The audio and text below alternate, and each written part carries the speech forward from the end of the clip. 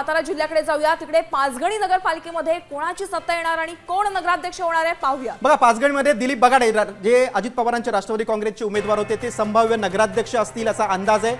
बघा, दिलीप बगाडे यांचं नाव पुढे आलेलं आहे। पाचगणीमध्ये अजित पवारांच्या राष्ट्रवादी काँग्रेसची सत्ता येईल असा अंदाज आहे। किती नगरसेवक निवडून येऊ शकतात? बघा, अजित पवारांच्या राष्ट्रवादीचे 12 नगरसेवक निवडून येऊन संभाव्य सत्ता पाचगणीमध्ये त्यांच्या पक्षाला मिळेल असा अंदाज आहे। नक्कीच, आणि यावरून आमचे प्रतिनिधी ओमकार कदम यांनी नेमकं काय अंदाज वर्तवलेला आहे पाहूया।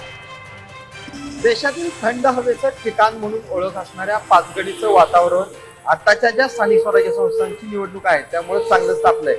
पाचगणी नगरपालिकेमध्ये जे आता परिस्थिती आहे ती एकूण अशी आहे की यामध्ये नगराध्यक्ष पदासाठी राष्ट्रवादी विरुद्ध अपक्ष असा थेट सामना आहे।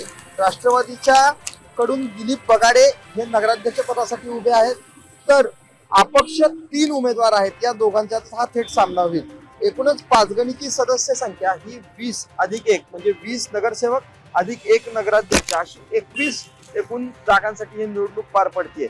सध्या तरी या निवडणुकीचं चित्र पाहता अपक्षांची कुठेतरी सरशी असल्याचं आपल्याला पाहायला मिळतंय। ओंकार कदम, साम टीव्ही न्यूज, पाचगणी।